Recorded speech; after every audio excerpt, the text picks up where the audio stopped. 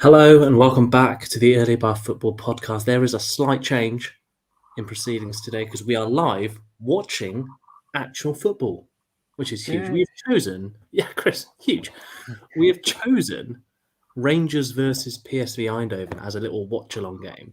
So essentially, the plan is, I think, to watch the game and make snide comments at Rangers and PSV players as we would do in the pub. Is that fair to say, boys? Yeah, I think that's fair to say. I might talk about some other football along the way. You never know. Yeah, so on this first watch along, we have Chris. Chris, how's it going? Yeah, it's not going too badly, thanks. How are you? I'm very well. I feel like you've got on your right arm, you've got something new there, haven't you, Chris? I don't know what you're talking about, mate. Yeah, good. All right. Okay, let's move on. I see the Rangers players are coming out. We've also got Ash. Hello, Ash. How are you today? Well, I'm good, thanks, mate. I'm still hot. Where's this thunderstorm? I've been waiting 2 days for a thunderstorm. Nothing. Mate, I've been waiting for it as well. I don't know where it is. Who knows? Shocking. Bloody boiling is what I'm saying. Okay. So at this point, I normally say, let's talk about football. But there is nothing to talk about because we're literally just going to watch the game. So I'm going to describe my scene, I think, to begin with. I've got you guys here. And right here, I've got Rangers versus Psv Eindhoven. Great game. I've also got Oxford United versus Lincoln on my phone. So I can provide updates. Oxford have just not scored. It's a corner. So I can provide updates on that. Chris, are you just got the Rangers game on behind us? I imagine. Yes, I've got the Rangers game on behind you guys. Currently showing the Rangers team, which it does look quite like a fairly strong team. I completely forgot that Ruud van Nistelrooy is PSV Eindhoven's manager. So obviously that's interesting to have Van Bronckhorst. Van Bronckhorst Rangers, obviously, and then Van Nistelrooy being PSV manager. I think that's pretty huge having those two. And Ash, I hope you have the Rangers game on. I do. I'm split screen though. I've not gone for Chris. I was thinking of doing that, but I don't have BT, so I am watching through very legal means. I'm sure. No, very very legal means. Watching 2 games of football very very legally. I mean, can I just jump in and just say it's game over for Rangers? Luke de Jong is up front for PSV. Luke de Jong is up front for PSV. Assistant referees Ciro Carbone, the most Italian name I've ever seen, unless you look below, which is Alessandro Giabartarini or whatever his name was. 2 very Italian fourth officials for today. Respect the officials, team. Come on, got to get their name right. Sorry, yeah. Unless it's poor Tierney. Stop it. Although to be fair, he did make a right call last night. I mean, can we talk about that Nunes head? Let's do it. Long live and praise be to Joachim Andersen, by the way. He absolutely did a job. If there was ever a welcome to the Premier League Darwin Nunez type thing, that was what it was, right? The whole Andersen completely rattled him. What do you boys think about that? I thought it was superb defending. I mean, got on his head. He showed him who was boss. Really, it's like, well, if you think you're going to get the better of me, you got something else coming for you, sunshine, and that. And then, I mean, utterly stupid from Nunes. I mean, he's fallen hook, line, and sinker. He's taken the bait. And did you see like the minute and a half compilation of what Andersen was doing throughout the game to Nunes? It was incredible. I loved it. Yeah, I did. But like an elite striker like Erling Haaland or even someone like Gabriel Jesus, they'll let their football do the talking. Jermaine Defoe, yeah. They'll let their football talk and then they'd score a goal. Whereas Darwin Nunes, I mean, too far. I watched a bit afterwards and obviously Neville and Carragher, they're saying, as a player, you sometimes, you do get that red mist that comes over and then you go complete, you just see the red tunnel. And that because like even after he'd done it, he was sort of denying. He was like, "Oh no, I didn't do anything, ref." Bit like Jose Arrogantio, and I can't remember what his player's name was called, but it's just when he got the rocket launcher, shot the player, and then he's like, "I didn't do it, ref." I don't know what Jose Arrogantio. I can't believe you just brought that up. It's a great sketch. It's a great sketch. Right, okay. So Rangers kicking from a left to right at Ibrox. I don't really know, to be honest. It's so much harder. Let me with that. I did this earlier. I have the lineups that can go below at the bottom of the screen there. I did that typing. Oh, nice. Thank you. Absolutely huge. Look at that. Look at that. And I think I spent them all right. But Chris Ash, do you reckon Rangers are going to win this game? It's only the first leg, obviously. But what do you think? Chris, you go first. My knowledge of Rangers and PSV, I'm going to go as 0. I'll be happy if I know half, a few of the players on the pitch. I think Rangers win the first leg just because it's at Ibrox, and we know what Ibrox nights are like, and that the Rangers fans get behind them so much. You know, they've beaten some pretty good teams at Ibrox in recent history. I mean, they absolutely dismantled Dortmund there last season, and you like to think that, like, this, no disrespect to this PSV side, that this team isn't as good as that Dortmund team. All right, Dortmund were missing Haaland that day, but you'd like to think that Rangers could beat this PSV side. But I think I'm going to be showing my age here, but I think it's a bit upsetting that Rangers versus PSV is a tie that gets one of them into the knockout, into the group stages, of the Champions League, because obviously they're two huge historic clubs in that. I mean, like, they were clubs that people wanted to go to, but obviously the lack of funding in both the Scottish Premier League and Eredivisie just means those leagues aren't as strong enough as what they used to be back in the day, and obviously players move elsewhere because they can easily make more money and that. But going back to your original point, I say Rangers will win on the night. I'm not too sure about on aggregate though. Okay, Ash, what do you reckon? Chance of PSV as well. Luke de Jong dominated possession. Yeah, it's close from de Jong, to be fair. Oh yeah. My thought is on the game that I've just seen Stephen Davis is Rangers number 10. I wouldn't know. He must be about 40 years old.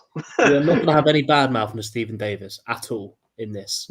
No, he's a good player. Just watching Southampton over the last couple of games, I think they can still do with him. PSV pressing so high as well. Yeah. Rangers doing well to get out, to be fair. Former Sunderland goalkeeper John McLaughlin in goal as well. I like this Tavernier, by the way. I think he's a class right back. He also seems to score every time I tune into any Rangers game or whatever. Tavernier is scoring a penalty or just anything like that. Yeah. I don't know what sort of contract he's on in terms, because if he's making waves in the SPL, Rangers have a chance on the left there. Yeah. Could he do it in England? Do you reckon, in the Premier League? Well, he was already at. He was at Newcastle, wasn't he? At one point, I believe. I think he came from Newcastle Academy. Chris will correct me if I'm wrong. So maybe he's had his sort of correct us in the chat about Tavernier. If there's any Rangers or Rangers fans or Newcastle fans, do correct us on where Tavernier was before. Yeah, I just feel maybe he's had his English football fixed. Maybe I'm not sure how old he is either. Maybe he doesn't fancy coming back down. But I've not heard too much interest in him, which would suggest either he's very happy at Rangers and he's got a long contract, or the player just doesn't want that move. It's Fergie. Yeah, he's at the game. Yeah, you might have already seen that on your stream. I don't know how far behind or ahead I am of you. I've seen Fergie. He's not haunting Manchester United in the stands. He's gone to do it. Do it to Rangers instead. Goldson, I think Goldson's. He was always very good at Brighton. I thought he was quite unlucky to not get in the Brighton team. Connor Goldson. When you had Lewis Dunk, Shane Duffy as their championship with based like a really good championship centre back pairing, really unfortunate for Goldson not to get played in that, because Duffy and Dunk. I mean, Duffy, fully fledged international centre back. Dunk, I think, should be in the England squad because he's better than Harry Maguire. But people may think differently. But I think Goldson's been it seems like he's been a very good signing for Rangers.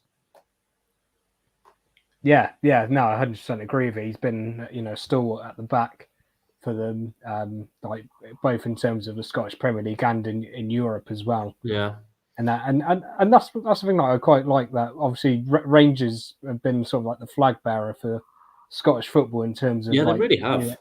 Like improving their sort of European status and that. And it is quite nice the fact that Celtic actually got into the Champions League group stage because of Scotland's status and that. And like personally, I would love to see Rangers go through this tie because watching European nights at both Celtic Park and Ibrox is just it's phenomenal. Like the atmosphere of both clubs create is unbelievable. I mean, it's better than Stamford Bridge and the Etihad.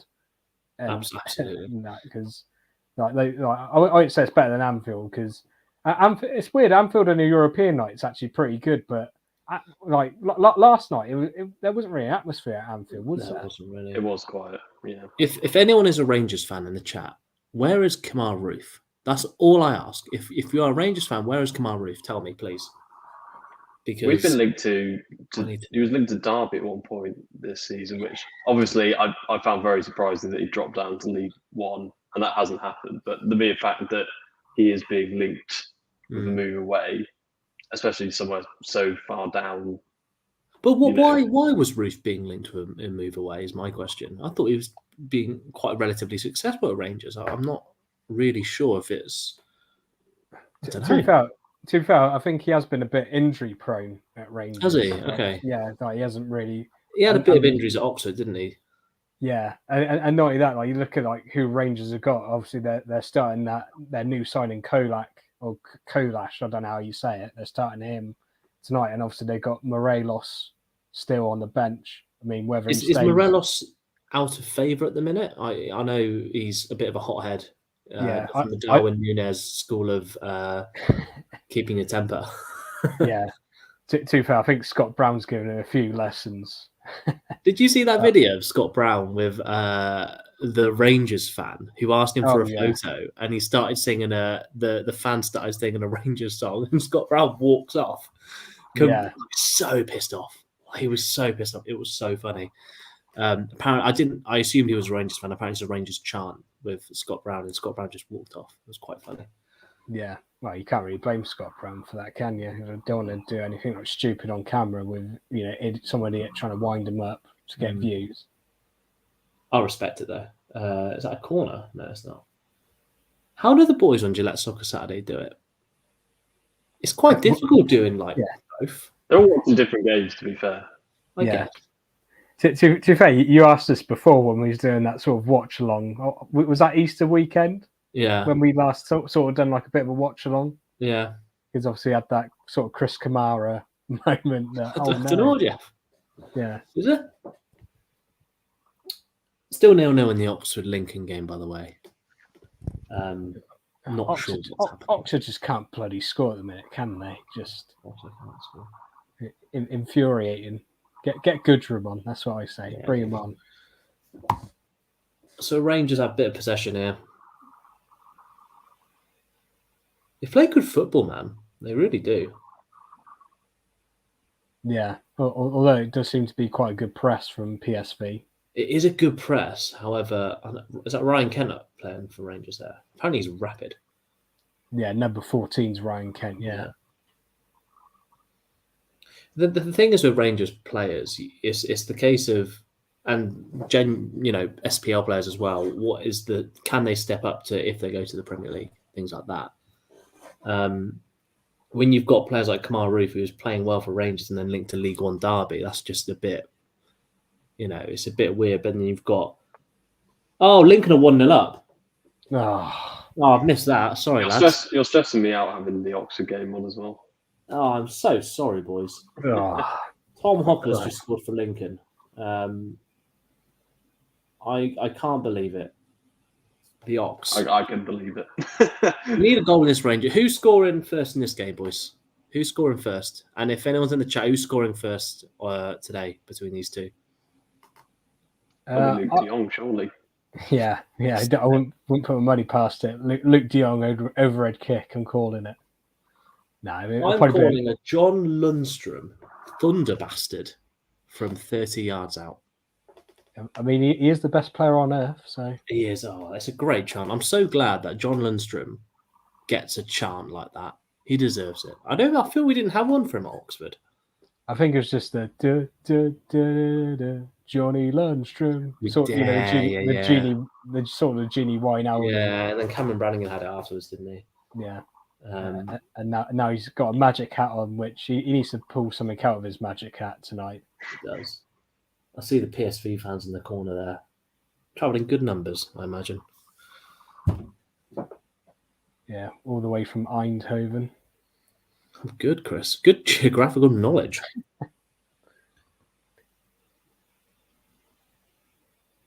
I mean, PSV happy to sit back, to be honest. Yeah. This is two-legged, isn't it, this fixture? Yeah. I mean, I know it's easy to say now we just happen to be watching it, but like, it'd be better if it was one-legged. It feels like this game, always that first leg is a bit like, there's not much incentive for the I can't say I've ever... Oh, here we go. Bit of a run here. That's a good pass. Yeah. Oh, that's that Cody Gakpo, isn't it? One of the many players Man United have been linked with. Who haven't Manchester United been linked with, Chris? Florence Cinema Pungo. That's who they haven't been. they probably will. It'll probably come out of the blue. Yeah, Manchester United are interested in signing a retired Florence Cinema Pungo. Some of the links to Manchester United, though, are just so clearly just made up or suggested by agents or whatever. Like, but people on Twitter, every single player is like, yeah, that must be legitimate, and they go like, get mad about it. And now I've seen a thing now that like, whenever anything is announced that United might be looking at a player, it's either like, it's just like, no, don't want him, desperation. Yeah, it's like, so you're not going to sign anyone. It's one of those, isn't it, with United and their transfer list. Who are they going to sign? Unless it is De Jong, I don't know. Everyone, they're always going to be annoyed at whoever they actually sign. And even still with De Jong, I don't think they'd be happy. Yeah. Well, in this case, what De Jong are they going to get in? Exactly. It could be Luke. It could end up being Luke De Jong. But I think I did see something earlier from Ornstein. I think he tweeted that the Rabiot deal was off. Apparently, they couldn't agree wages with him, which doesn't surprise me at all whatsoever. That doesn't surprise me at all either. It does feel a bit convenient, though, after, we hear, I mean, we don't know if this is true, that the Arnautovic deal was cancelled effectively because the fans got upset about it. And we also know that the fans were upset about the Rabiot deal. So is that a similar situation where maybe a few days ago they might have offered him more wages, but they kind of lowballed him a bit, and Rabiot was not going to accept? Because you think about it, I think Juventus trying to cancel Rabiot's contract, so you would have thought for Rabiot he'd be more than willing to join a club like Manchester United who pay relatively high wages. So it's a surprise that it seems like such an easy deal to be done. It's a bit of a surprise that didn't get done. It seems to me that probably due to sort of fan, which is completely ridiculous in my opinion. But free kick on the left here. Yeah. Well, also going back, like I think I also heard that apparently they agreed with a fee with Cunha from Atletico Madrid, and apparently he just turned around and said, "No, I'm not joining Man United." And that means they're just not an attractive prospect, then, are they? Manchester United. Well, yeah, they are an attractive. I'm sorry, I'm not having this. They are an attractive. They pay massive wages. You're paying in front of a massive crowd. They've got a young manager who is considered to be one of the best up and coming managers. It is an attractive. They've lost 2 games. Okay, all right then. So, what if you were a footballer? Would you go to Manchester United right now? Yeah.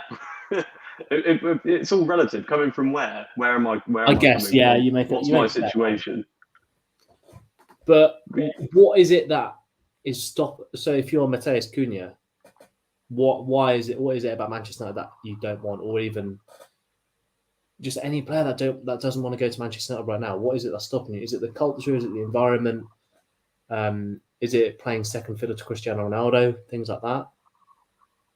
I don't know. I think with the Frankie de Jong example and some other players, I've said this before. Like, I do think if you're play for someone like Barcelona or Real Madrid, or even you play in Serie A or Italy, that moving to wet, cold unless you're moving to London in England, I think foreign players are not always that keen. I know that's a Brighton is lovely at this time of year. Pretty much London. You've been to Brighton this time of year. You know it's nice. Brighton is nice, but they do. That's why they do well on transfers, maybe. But yeah, I don't know. I think to some people it's quite a hard sell to get them to come to Manchester anyway. Especially if you're not offering them, and then you got to think their training facilities are lagging down a bit based on the other top teams. Yeah. But yeah, and as well, a lot of the stuff that goes around about Manchester United is just hyperbole and rubbish. We don't actually know half of it's true. Like, do we know Cunha said he doesn't want to go to Man U? It's just been reported that he said that, but it seems a bit unlikely.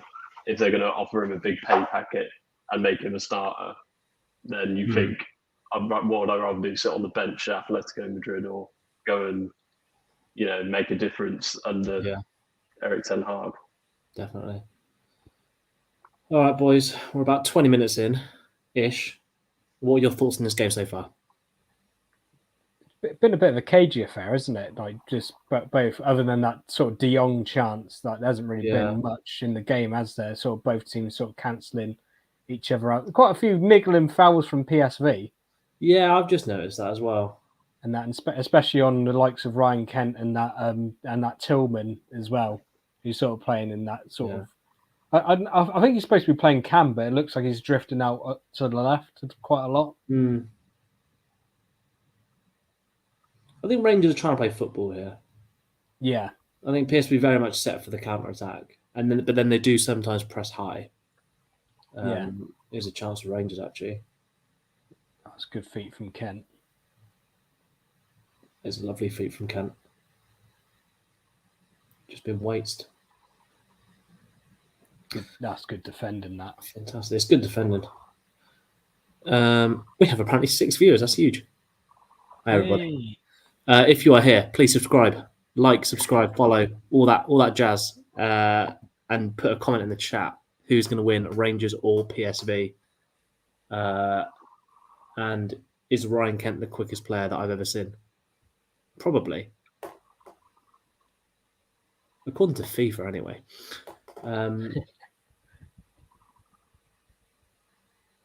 I just Rangers got a decent press too. PSV have played very well there, apart from that last bit. They nearly got out. They nearly beat that press. What is Luke de Jong trying to backheel? It's another PSV foul. They are just disrupting the flow of the game, aren't they? They really are. It's a lot. Yeah, as you say, it's a lot of niggly fouls. And to be fair, I'm guessing. I'm not sure if Ruud van Nistelrooy would have played against Rangers. I know he might have played against Celtic one time. Maybe he might be using sort of that experience just to say, look, don't get the crowd going. Get them a bit. No, I wouldn't say quiet. Yeah, just shut them up for like 20 minutes or so, and then I don't know. Yeah, or maybe like get them on like the ref's back and that. Corner. Maybe. No, it's not a corner. No, it's Goals at the back post. Yeah. Yeah, I don't know where that young Englishman for PSV is tonight. That Madueke. I was looking forward to seeing him, but whether he's injured or suspended, I'm not sure. If anyone knows, please say, because I'm not Googling. I'm trying to watch 2 games of football here. Lincoln have a corner. Yeah, we don't have that guy's notes. Of what we saw when we went to that museum the other week. I can't remember what his name was, but he does the obviously the Sunderland games, and it was lovely to seeing Oxford United there. Oh, it really was, wasn't it? And I mean, it was a shame it was a defeat against Sunderland, but it was just lovely just to see Oxford United in a museum. It was lovely. Who's going to be the first one of us to make a terrible Alan Shearer pun? Definitely you. Yeah, okay, all right. Yeah, okay.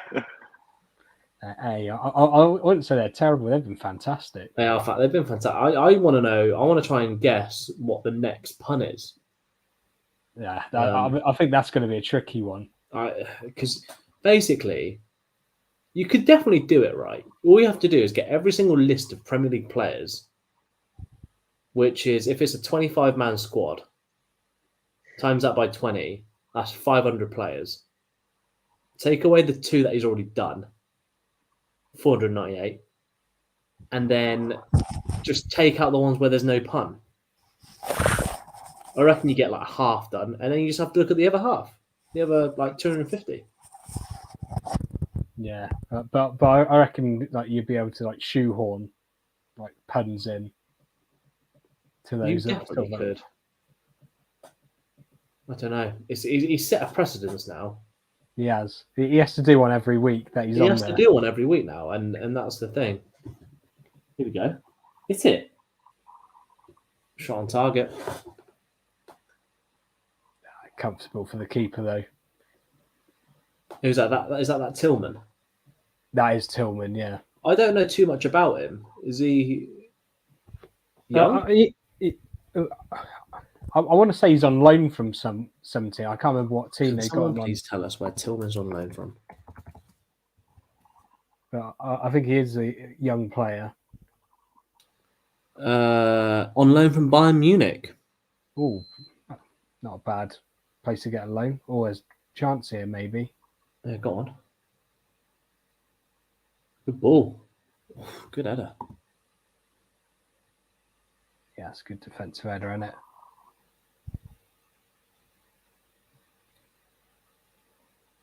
Rangers a bit of possession here, to be honest. A bit of pressure. Yeah. Well, they're having the possession in the right areas now, aren't they? They were just having it further back, but now they're managing to get a bit further up the pitch and sort of penning PSV in so that they can't get out. I mean, just send the number 23 there for PSV. Yeah. Just sort of saying, come on, get up the pitch. He's done it again as well. Yeah, Rangers knocking it about quite nicely here. It's on the left now. Yeah. Whippy. Rangers' record in European competitions at home, I imagine, is pretty good in comparison to away. I mean, didn't they lose in the last round away from home against that Belgian team? Tony Blue. Yeah.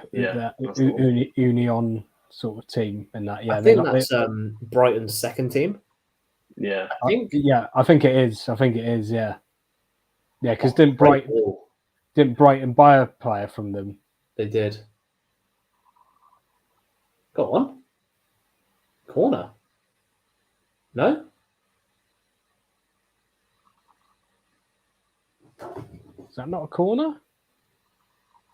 He must have dragged it rather than. It's good feet from Tillman. No, it's not a corner. No. Yeah, he dragged it. I think he done one too many sort of drags there, didn't he? Yeah, he did. Yeah. Corner to Lincoln. No, it's a free kick actually in a position similar to a corner. Is it still 1-0 Lincoln? Still 1-0. 36 minutes gone. The Robinson Out Brigade are going to be in full force. Oh, absolutely, the Robinson Out Brigade. Which is stupid, by the way. Oh, flashed across the face of goal, out for a throw on the other side. The thing is, though, Oxford definitely needs some more players, especially depth and fullbacks. Like, we can't go a full season playing both Sam Long, Steve Seddon at fullback every game. Steve Seddon and Sam Long aren't going to get you promoted, unfortunately. No. They're definitely not going to win you the league. They're not going to get you promoted, I don't think. Which is unfortunate. That's a great pass. I think the problem could be as well at a club the size of Oxford is when you try and raise the sort of expectations and sign more established players, that comes more pressure to win. Oh, yeah. Stop becoming the sort of underdogs and the minnows, and you start becoming change attitude to we're one of the big teams. But that can come with its own pressures. We've seen teams like Portsmouth that you would consider a big side, Charlton you consider a big side in League One, struggle over the past couple of seasons under sort of the weight of expectation. I mean, there's obviously more to it with both of those clubs, but I do think it's not as easy as just we'll sign more players, we'll spend more money. Oh yeah, Tom Lawrence has been absolutely taken out. A clash of knees as well. You absolutely hate to see it in the modern game. Yeah, it's strange Tom Lawrence playing for Rangers, isn't it? Bear in mind he was in a relegation battle with Derby last season. Now he's he's a couple of games away from playing in the Champions League group stages. But fair play to him, he's a good player. Oh, no, it wouldn't be. It's very close. To be fair. Yeah, but he's got his arm up in a. He's about a metre away from him, though, isn't he? So but can you have your arm up sort of? I don't know. To be fair, the handball rule is just so confusing. You don't know what's right and what's wrong. Well, consider at the weekend that nothing got done about Cucurella. You know, Cucurella. I don't know. The Cucurella hair pull. Oh, I think 2000. It does look like more of his upper sleeve, doesn't it? Yeah, it does actually. What's he doing with his arm up there? Who knows? I sound a bit like McManaman there. What's he doing there, Fletch? What's he doing there, Fletch? But yeah, how Romero got away with pulling like what was it that Van Gogh said? Sexual masochism. If I pull your hair. Yeah, he's saying top of the shoulder. I think he's saying there. Yeah. No, I thought so, but it was just strange how the PSV player had his arm up there. It's unnatural, isn't it? And I think he's got weight. He's got weight. Like if it was on the arm, I think it would have been given as a pen. Like I know you said it was close, but you don't jump with your arm all the way out here unless unless he's going to do a slam dunk, of course. But this isn't basketball. This is football. Yeah, good press. Good press from Rangers again. Yeah. Must say, I've been impressed with Rangers' first 30 minutes. Yeah, same. Lots of clapping. Very good synchronised clapping.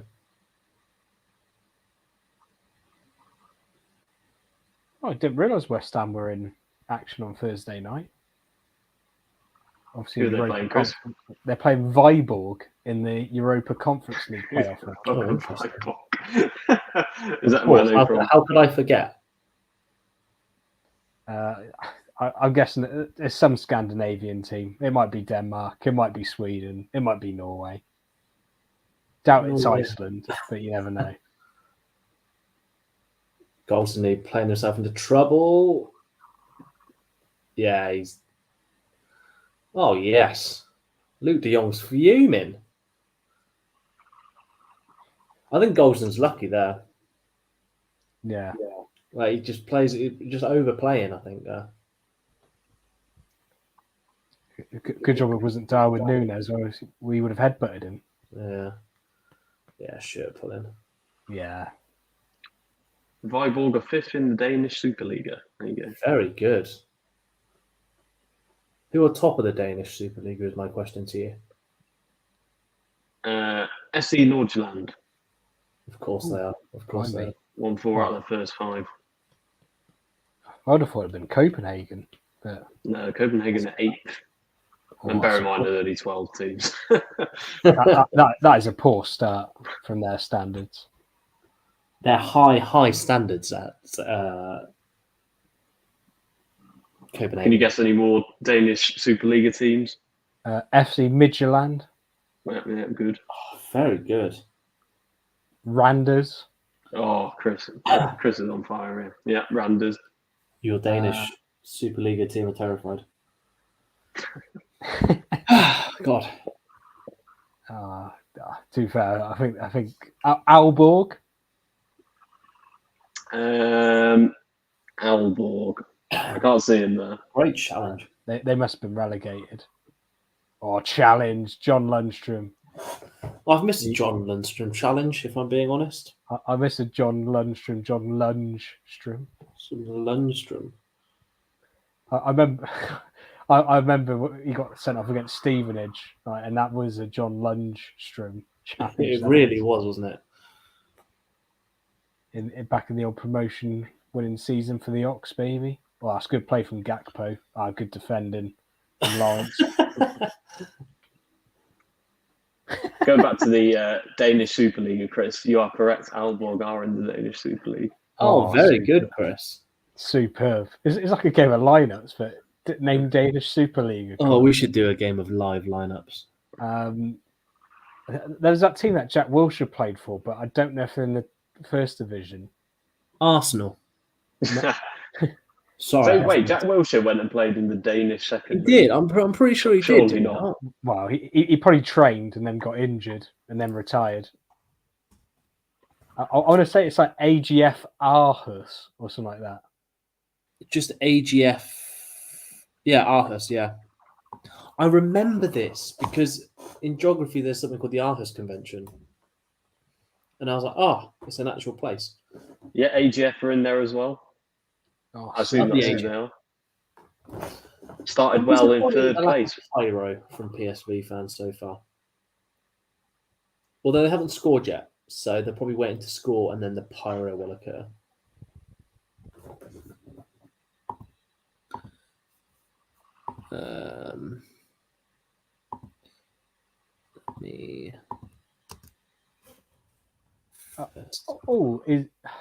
I always get confused if they're Danish or Swedish, but are Bromby in there?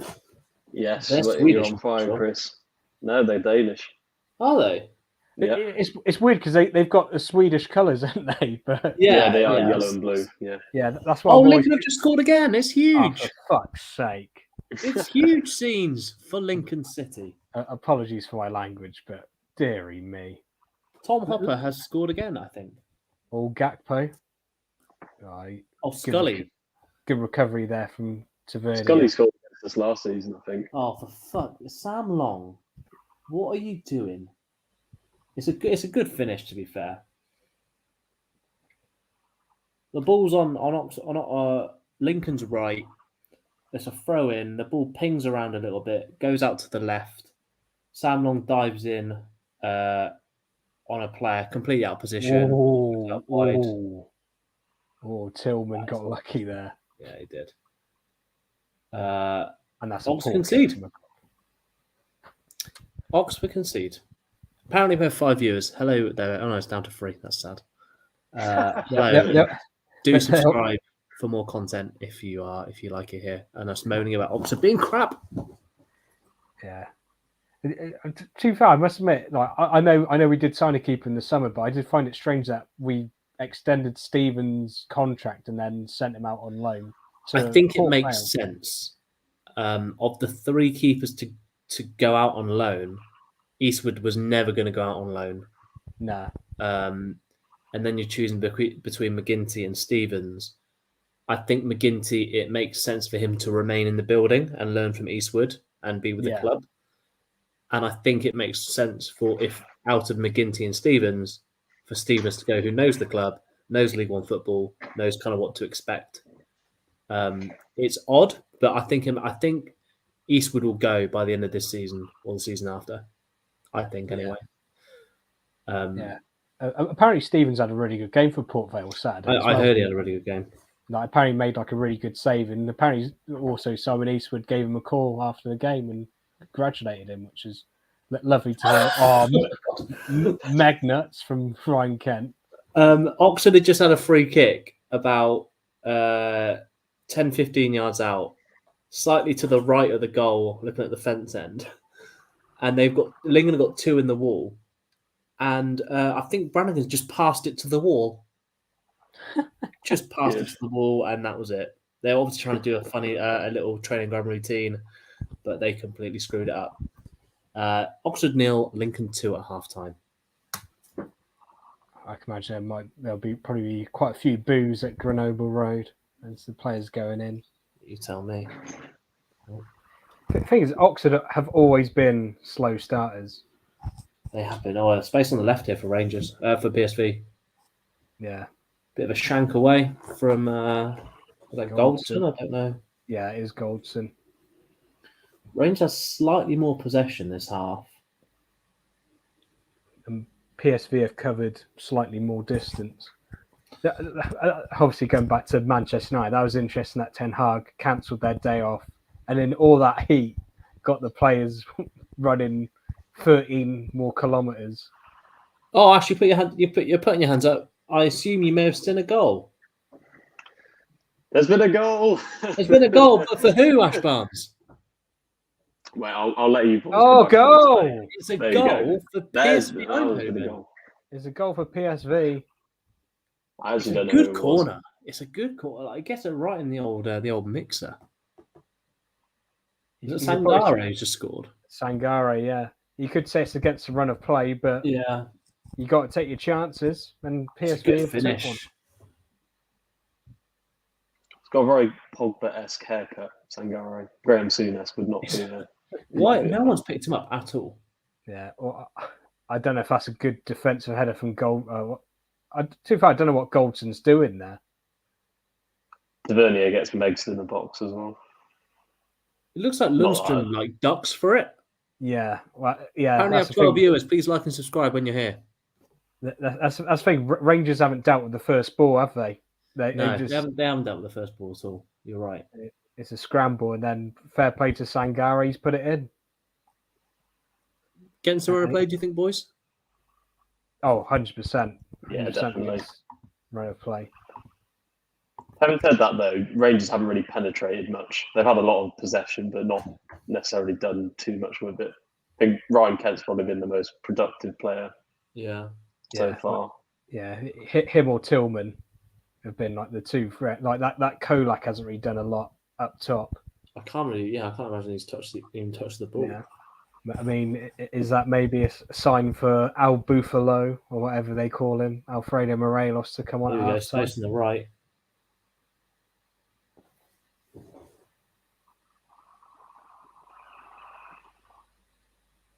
Out wide. Oh, corner. And there's a corner. Yeah, it's a corner.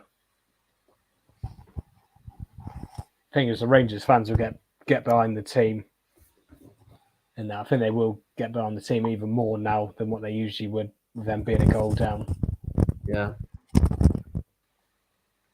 It'll make Rangers come out and I think they'll probably dominate the second half, I imagine. Which will be good.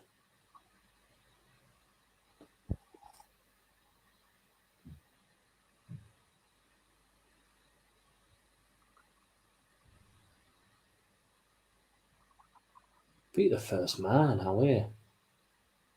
Yeah, that's poor corner, isn't it, from Lawrence? All that anticipation for that. Oof.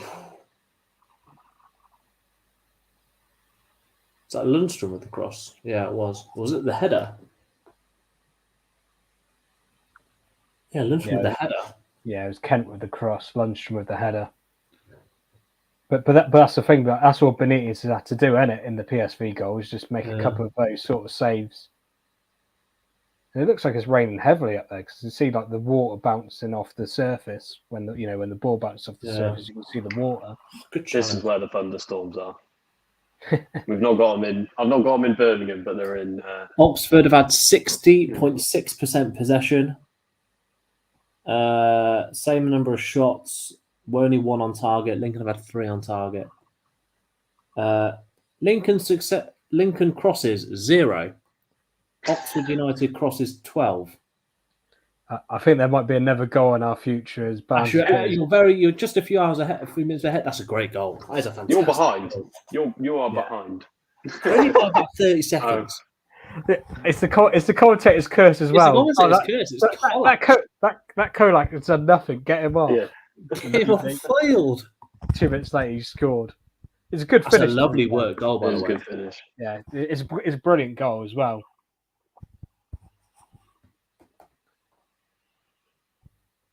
I was going to say they need to get Tavernier in the game a little bit more and get him upfield. He was sort of hanging around the halfway line, and look at that. It's a great ball from Lundstrom to him as well, I think. Was that Lundstrom or was that Stephen Davis? Oh, who knows? I think Lundstrom's always involved, isn't he? He's so beautiful. Yeah. He's the best player on earth. But that's what Van Bronckhorst would want to see, obviously, being pegged back, well, going from 1 goal down to get back to 1 or pretty much straight away. And that, because if the game would have carried on with PSV being 1-0 up, then it would have been difficult for Rangers.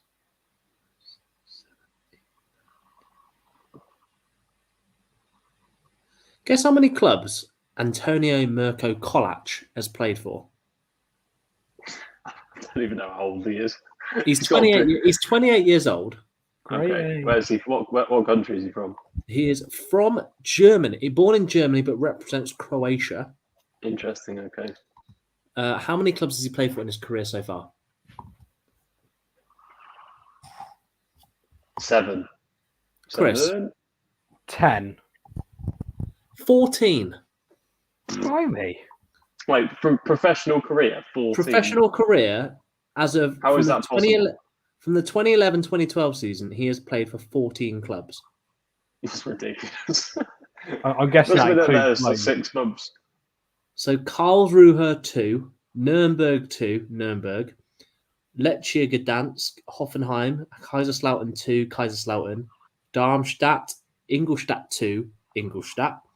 You can't count Ingolstadt and Ingolstadt. Yes, you can't we count can. the twos.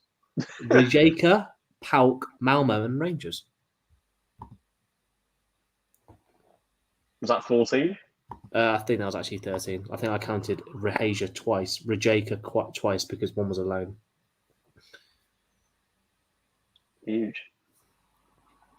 Pretty much lives out his suitcase, doesn't he? Yeah. Where do you reckon he'll go after this season then? Manchester United. Hamilton. Yeah, probably go to Manchester United. Yeah. Well, according to Wikipedia, they've said it's his 11th club. I think they're doing the Ash Barnes school of club by not counting the second teams. Well, yeah, if you play, isn't it like playing like for an under-23 side in England equivalent? Well, we're not in England. Please like and subscribe if you think Kolac is the greatest footballer on earth. If you're a Rangers fan, like and subscribe, please. Apparently, I have 10 viewers. Is Kolac great? He is.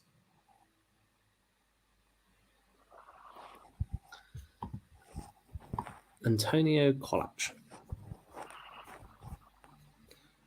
He has won the Greek Cup and the Croatian Cup. Loves a cup, doesn't he? Barnsley 2, Bristol Rovers 0, Bolton 1, Morecambe 0, Burton 0, Ipswich 0, Charlton 3, Plymouth 0, Exeter 2, Wickham 0, Fleetwood 0, Cheltenham 0, Forest Green, Accrington postponed. MK 1-0 against Port Vale. No, not too many surprises in there, I wouldn't say. Wickham have had a poor start to the season as well as Oxford, which is interesting. I mean, that's the only saving grace, isn't it? Is that Wickham haven't had the best of starts. I'll go through some of the Championship scores. Go on, Chris. So you got Birmingham City 1, Watford 0. That's quite interesting. Interesting. Troy Deeney back at his old club. Yeah, the Deeney Derby. He didn't score. I thought I'd double check that. Bristol City. No, it was George Hall. No, with a Scotty Hogan assist. Oh, I do know who that is. Bristol City 2, Luton 0. Luton have started poorly as well. Yeah. Burnley 1, Hull 1. Burnley looked good the other day when I watched them. Yeah, they did, but they didn't really create enough. Oh, yeah, good header. Lacking some good sort of forwards to match their style of play. Tavernier again. Yeah. My namesake Ashley Barnes struggled a bit, I thought. He did. Coventry Wigan postponed. That's because of the Commonwealth Games, I think. I think it's to do with Coventry City's pitch. I don't think it's safe enough. Which I thought, because the Commonwealth Games were played on it, the rugby or something. Oh, right, and they still not safe left enough. It in such a state that Coventry couldn't play. Yeah, I don't think it's not just that. I think just also Coventry, have massive issues themselves with the stadium, which doesn't help, does it? Norwich City 2, Huddersfield 0. Preston North End, Rotherham 0-0. Swansea. You say that team. Norwich were bottom of the Championship, I think, before. Oh, were they? The fixtures, yeah. Yeah. Oh, interesting. Swansea City 2, Millwall 0. Okay. And QPR 0, Blackpool 1. Fantastic. No doubt there'll be plenty of Blackpool fans on the Oxford Twitter. Oh, Cameron Brannigan should have joined us. Well, they got Charlie Patino, didn't they? So, which I think is a better deal potentially. Yeah.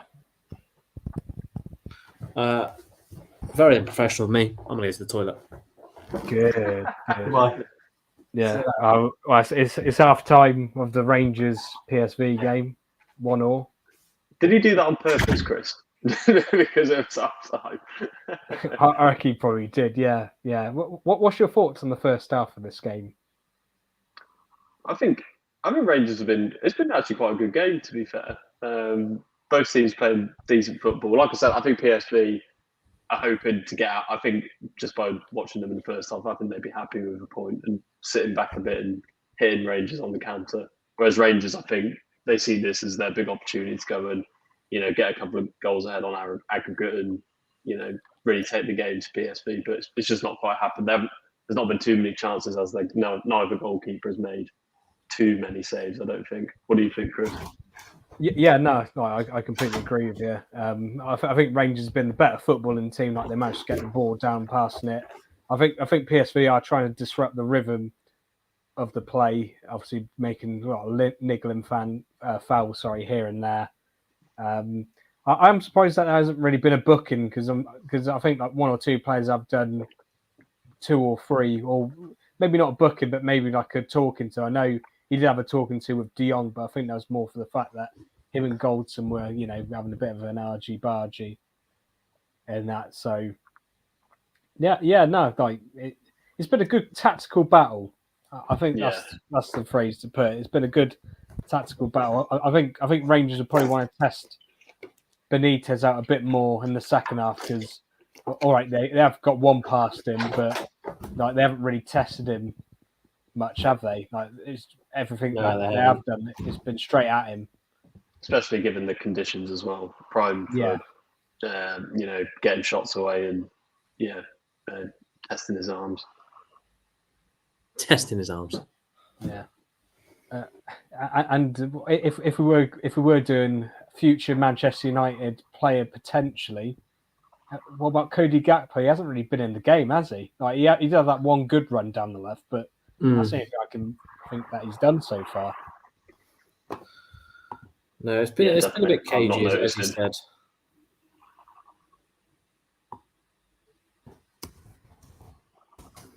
Where would he play though? I suppose he'd play ahead of who? I don't quite get the Gakpo. Manchester United actually have wingers, I think. They actually do have, I mean, I think currently it would be ahead of Rashford. Just the fact that, but then you could easily put him ahead of Sancho as well because Sancho and Rashford have done nothing for Man United.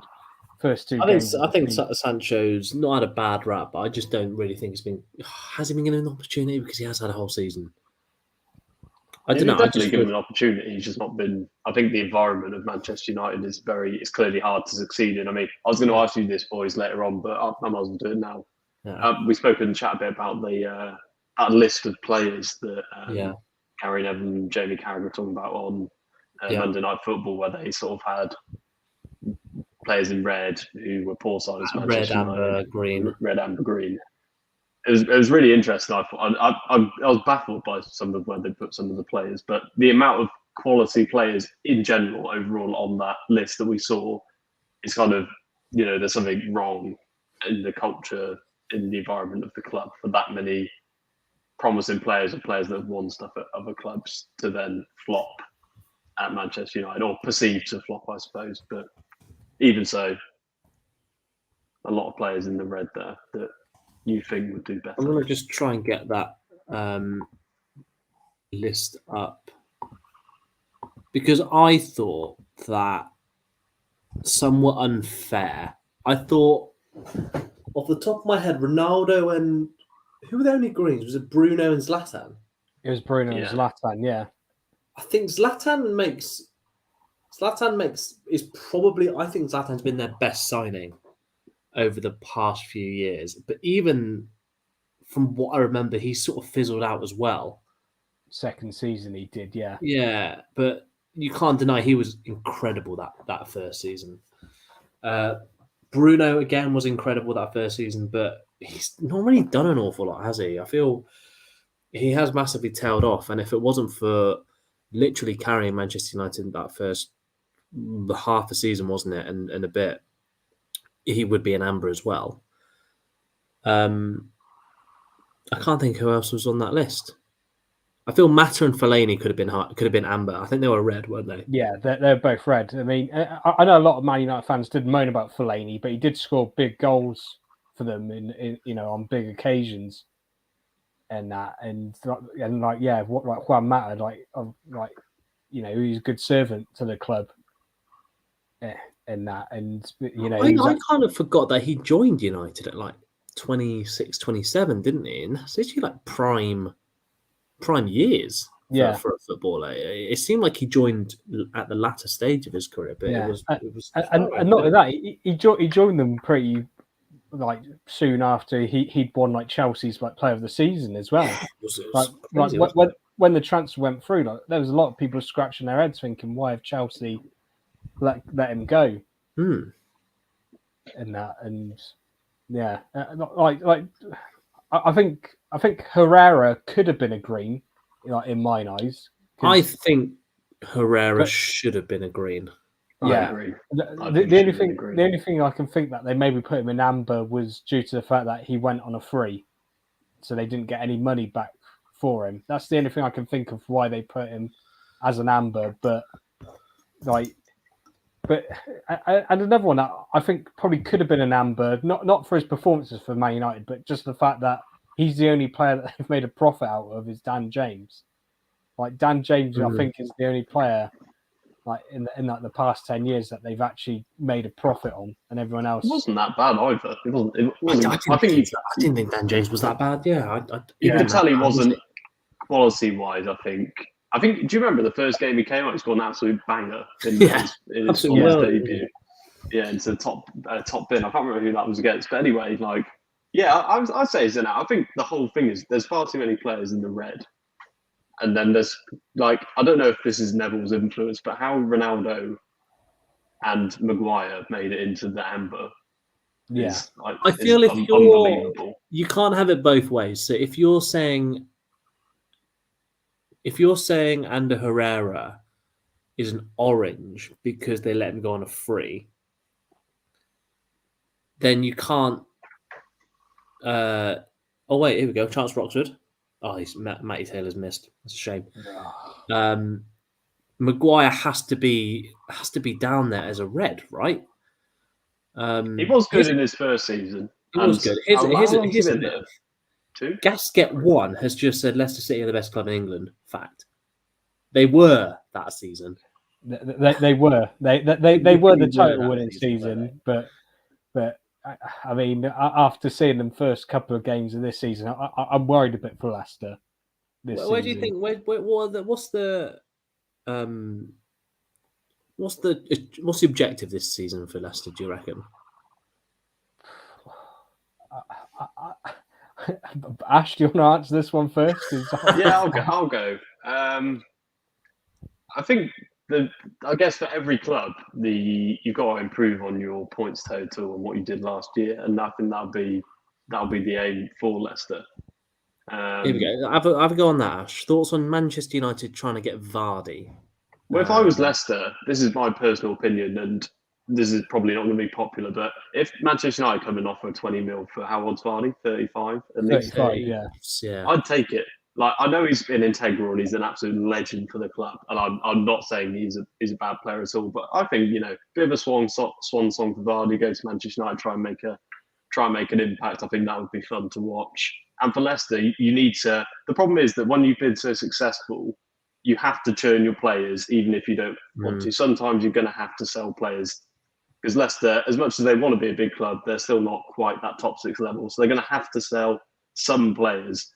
Now, if you can sell someone like Fofana and make a big profit on him for 80 million, I think, fair enough, and do that. And if you do sell these players, it then makes your club more an attractive prospect because players coming in will know, well, I can make the jump up from, Leicester if I play well. And then you get really good sort of motivation for the players. But yeah, Vardy's match, I think that'd be a really fun signing, but I think I'm in the minority. I think most people think it'd be stupid, but I think they're quite fun.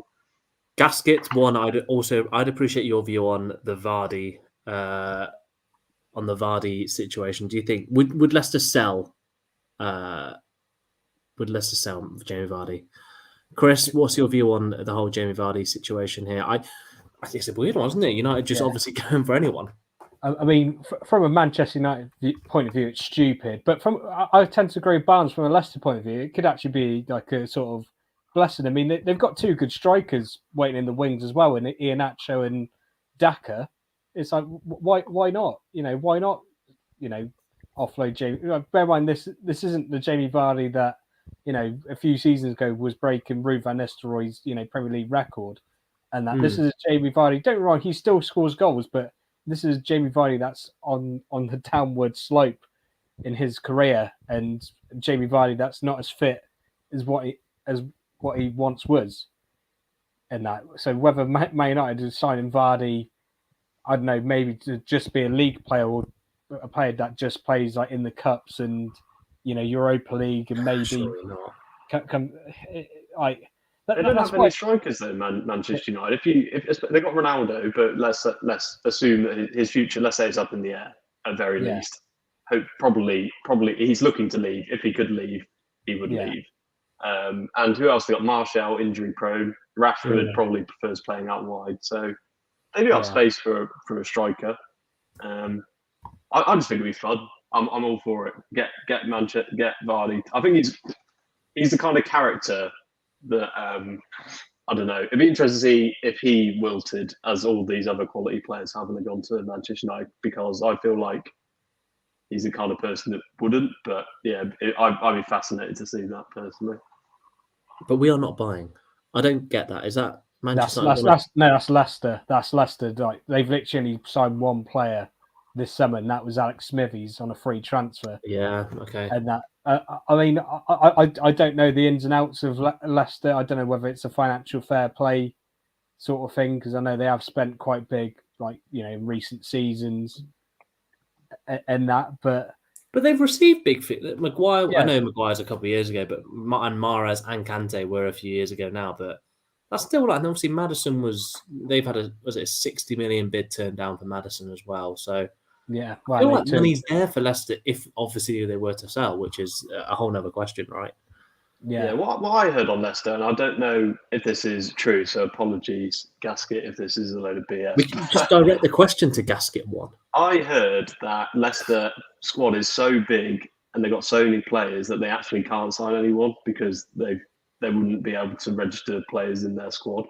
And they've got players at the club where they'd have to leave them out the 25 completely, or whatever they're registered. Is that amount true? Of players you can register. So, and obviously they don't want to do that. So they want to get rid of players, but they're struggling to get rid of their players, and therefore they're not buying anyone. I personally think he's been an absolute Leicester legend, but I feel he will never be the same Vardy the season we won the league. I feel if he wants to go, then let him. I feel we are weak in goal. Now, I completely agree on that. Very much agreed. I think Leicester won the league 5 years ago, right? 6 years ago, wasn't it? Or something like that now. Vardy, similar to, when Wayne Rooney completely dropped off and he refused to be... He was obviously the striker, but he refused to drop back into midfield. And he wanted to play up front a little bit more, and his numbers and his performances just dropped. I feel like the same with, just because of the way that Rooney played, right? With Vardy, it's very difficult for him to play the way that Jamie Vardy does at the age of 35, at the age of 37, in comparison to when he was playing at 29 when Leicester won the league, for example. He's never going to be the same Vardy that won that league. I cannot believe that Leicester season was such a perfect maelstrom of big teams being crap and Leicester just being absolutely unbelievable. If he wants to go, then you got if you can get 20 million for Jamie Vardy, you're laughing, right? Because he's probably not worth that much, and you could definitely invest that into someone else, right? Oh, 100%. Yeah, I mean, I totally agree with what Gasket has said there. I mean, yeah, like Vardy, he ain't really just a Leicester legend, is he? He's a Premier League legend. The fact that, look what he's done, like, considering he was, exactly, £1 million from Fleetwood. I mean, absolute steal, isn't it? A lot of fans were scratching their heads when Leicester done that deal. It was like, oh, why would you pay £1 million for a non-league player. And I know he did start quite slowly at Leicester, but then he's very good in the Championship. He was a bit of a slow burner when it comes to the Premier League. It did take him a bit of time, but like I said, that title-winning season, like he played an absolute integral role to their success. Like whether it was going on that run, scoring for like 12 consecutive games, like scoring that unbelievable goal against Liverpool as well. Oh, it was unbelievable! I remember that one. Yeah, absolutely. That half volley and what was it? Even like just the fact that he managed like to get into the England team as well off the back of that, and he scored at Euro 2016, didn't he? He scored against Wales. Yeah. Don't say Euro 2016, Chris. Yeah, let's not. Those are dark memories. To be fair, it is sad with Vardy though, from an England fan's perspective, that I'd have loved to have seen more Vardy in an England shirt, and obviously the sort of domination of Kane in recent years, which is completely fair because he's been incredible. But it is a shame that no other striker has really had a decent opportunity at playing games. I think Vardy is one of those where, he could never really be guaranteed a place, and therefore he decided to retire early, which for me was a shame anyway. And just going back to what we were saying earlier on, Vardy starting out in non-league. I think Fleetwood might have been non-league at the time, but or they're in the EFL. The EFL is such a good talent pool for signing players. I don't know what some of the scouts in the Premier League do because they certainly don't watch the EFL, especially at some of the top clubs. Well, you've only got to look at John Lundstrom, Kamal Roof, playing for Oxford in League Two, and then now playing in Champions League playoffs. Exactly. Well, Roof isn't, but yeah. I remember going to the ground at night. Sorry, Chris, go on. Well, I was about to say, like, even going to someone like James Garner, like, I honestly find it baffling that Man United are willing to sell him over some of the other midfielders they got at the club. It's like, do you not see him for Nottingham Forest last season? Do you not see how integral he was? And to be honest, like, I think it's like price values between 14 and 20 million. That for a team, a bottom half Premier League team, I'd bite Man United's hands off and say, I have him. Yeah, Jared Bowen comes to mind as well. Yeah, Jared Bowen, signed from Hull by West Ham. Keane Lewis Potter's another player from Hull that Brentford have signed this season. I'm quite interested to see how he'll get on. Yeah. I remember going to the ground at night when they won the league. The whole Leicester basically stopped there. I wish I was at Leicester that night they won the league because they didn't. I remember they didn't play that night, did they? It was. Was it the Chelsea-Tottenham game? It was Chelsea-Tottenham, yeah. And then Leicester won the league because of that. They didn't play. That was a great game as well. That was a great game, by the way. That was the first Battle of the Bridge. That was Battle of the Bridge number 1. I can only imagine what Leicester was like. I had a couple of friends who went to Leicester Uni and they lived in halls, and every single Champions League night, they'd, at 7 o'clock or whatever, there'd just be like a group of a few hundred European fans that come through with their pyros and like chanting and everything.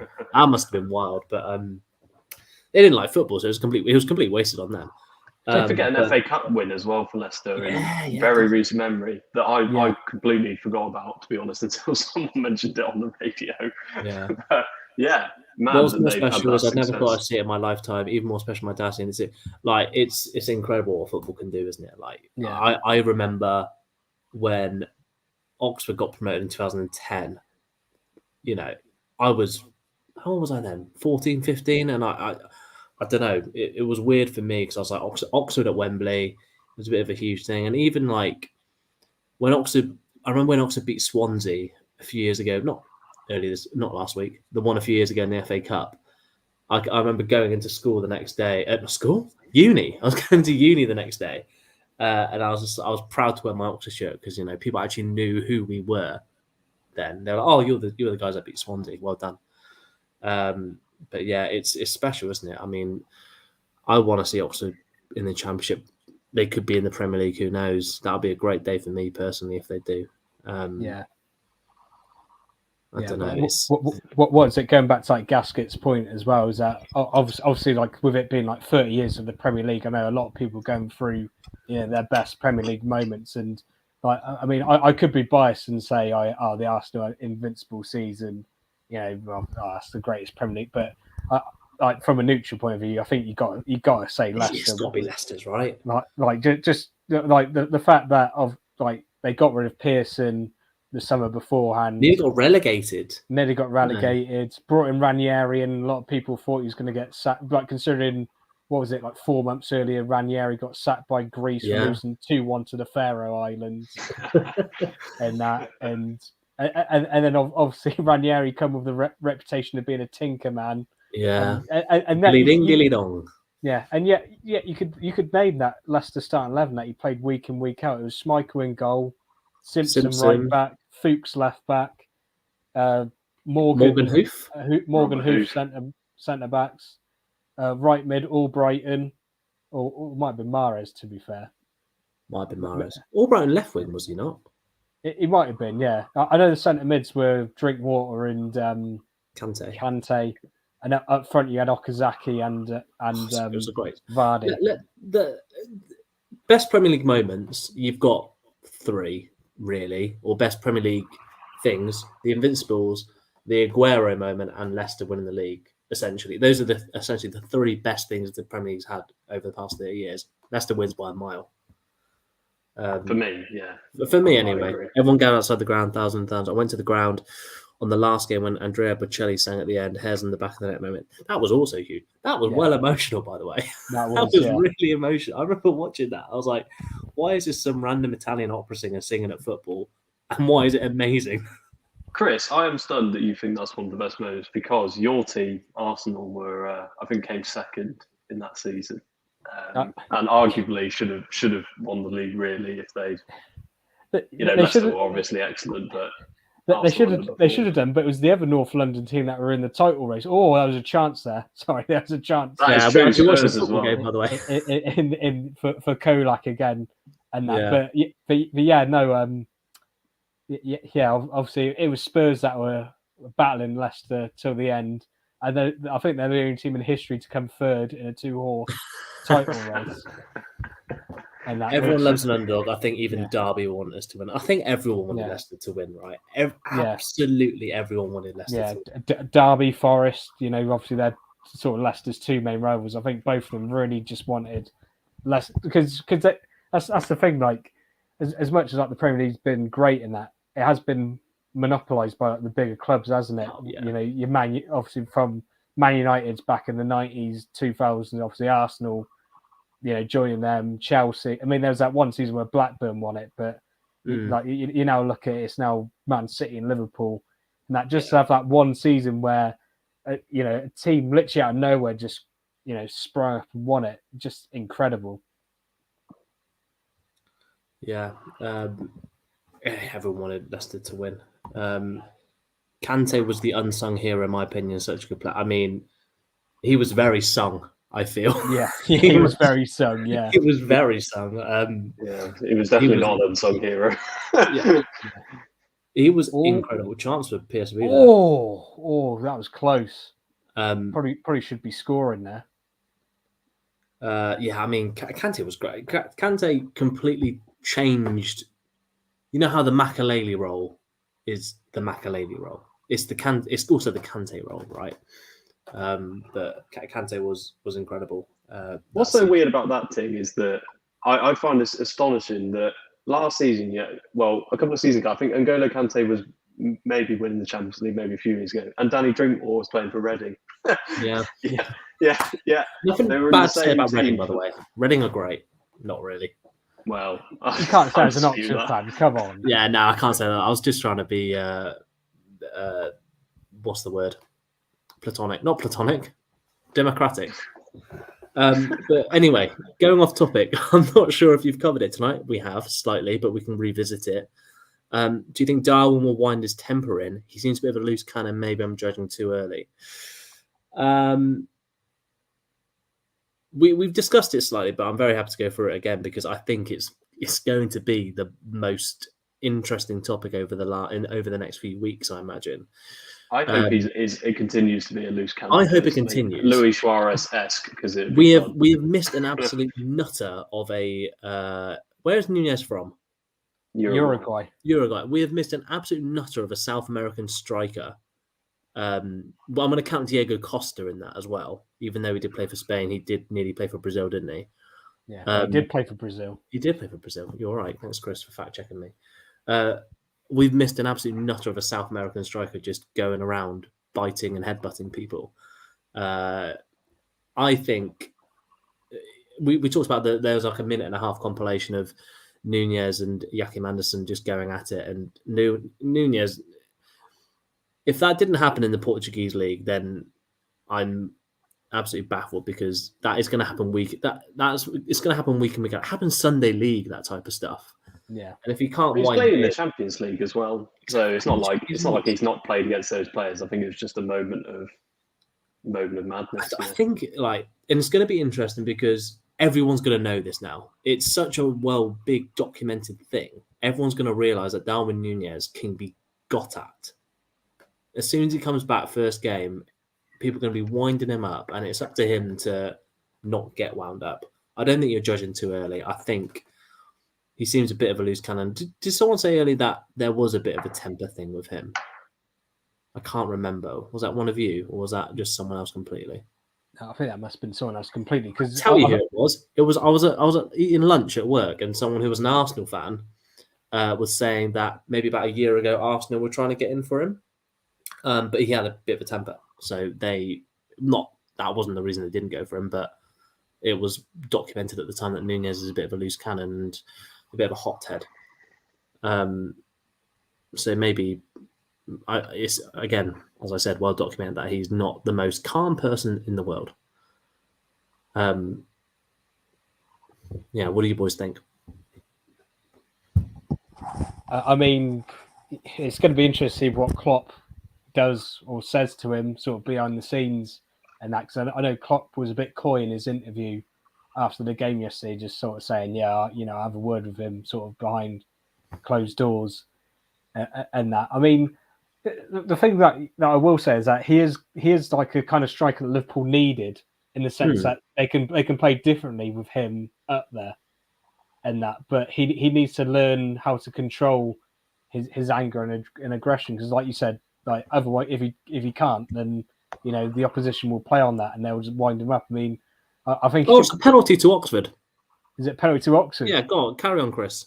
Yeah, I mean, the Merseyside derby could be interesting, because I can imagine Tarkowski and Cody, like obviously they're two quite experienced players. I think they might get in his ear a bit, and like especially Tarkowski, I think he'll try and rough him up quite a fair bit, and that. So whether he can get him sent off, because the interesting thing with the headbutt, he actually watched before he does the headbutt. He sort of moves his head backwards and sort of tries to backwards headbutt Anderson before that, and obviously, and that's when Anderson sort of reacted, going, "Whoa, what are you doing there?"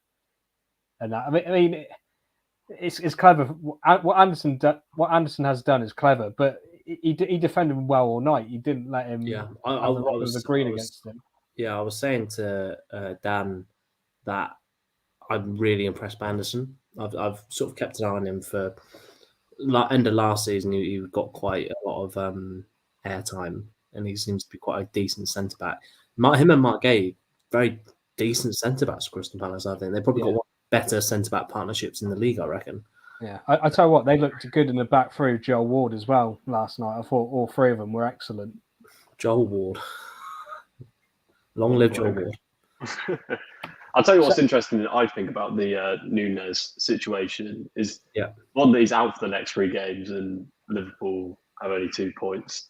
And then that means he'll miss the Manchester United game, which I believe is next Monday. Let's go back to that, because how big a game is that, by the way? But that's a great fixture. Relegation battle.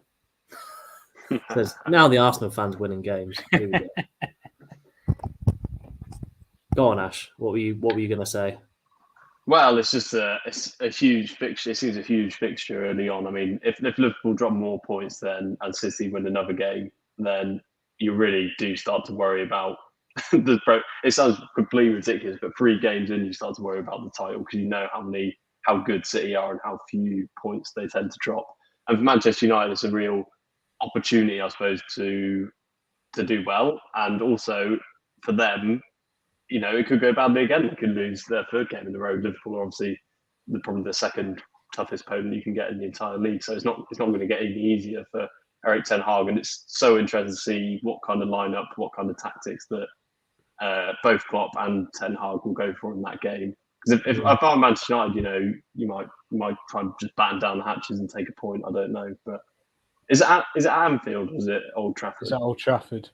Oh, that really makes it more interesting. I see United winning that, to be honest. I think it'd be a good game, really good game. United winning that game would be the best thing, I think, for the Barclays. I think. Yeah. I don't know. Did Oxford score the penalty? They did. Brannigan scored the penalty. Good. Of course he did. Back in the game. Here's a real question.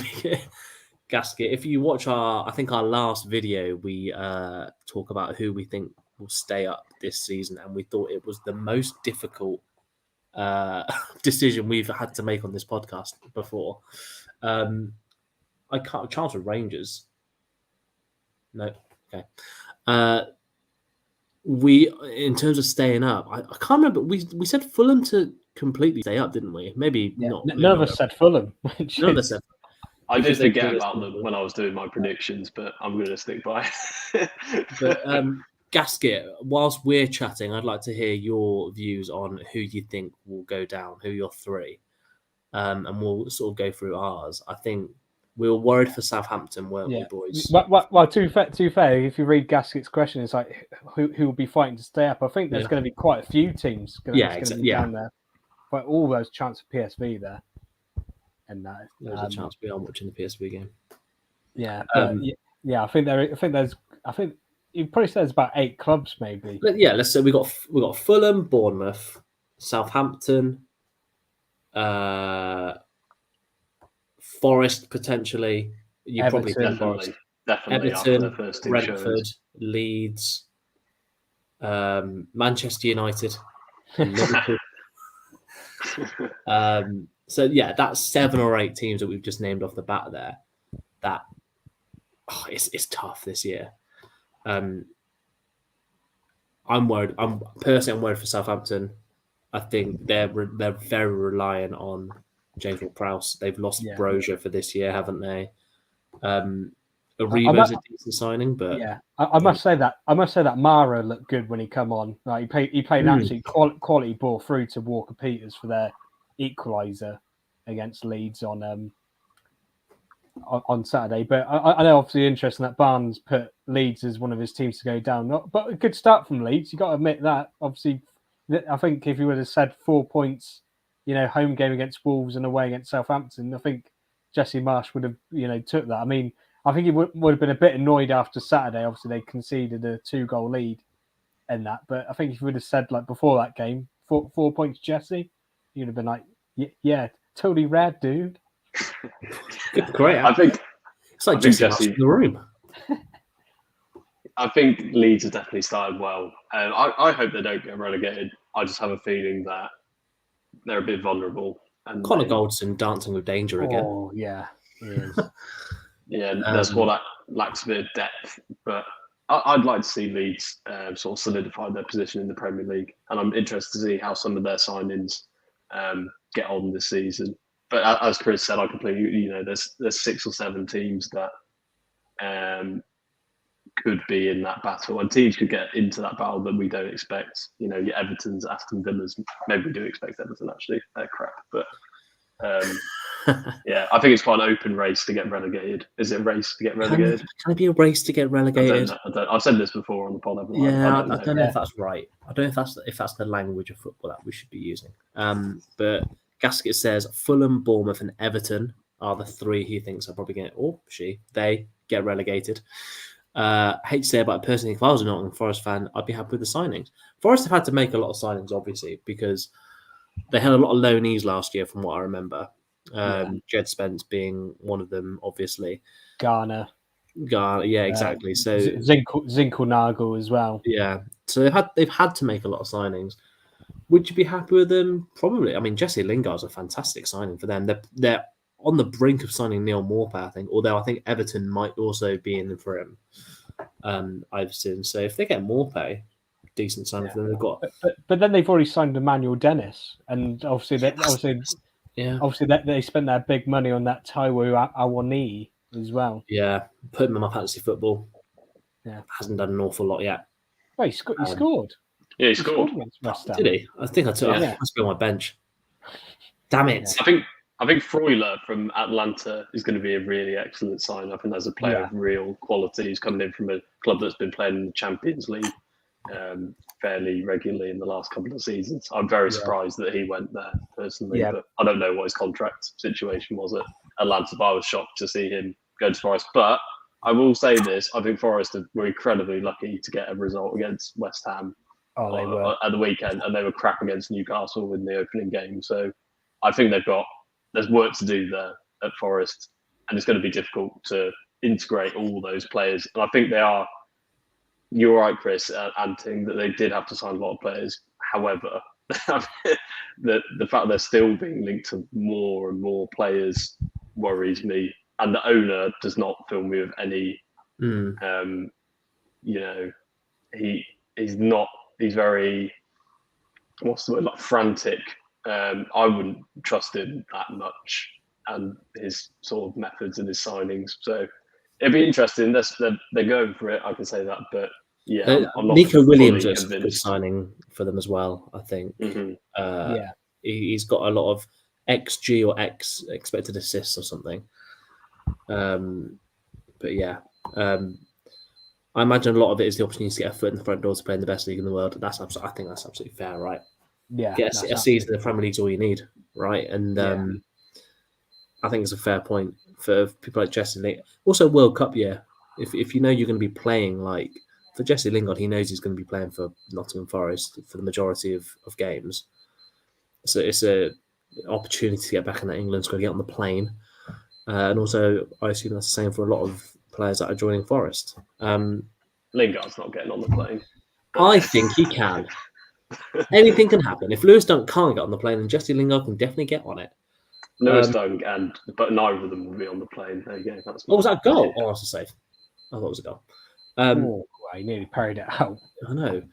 Do you rate Emmanuel Dennis? I read today that Watford loved to see the back of him.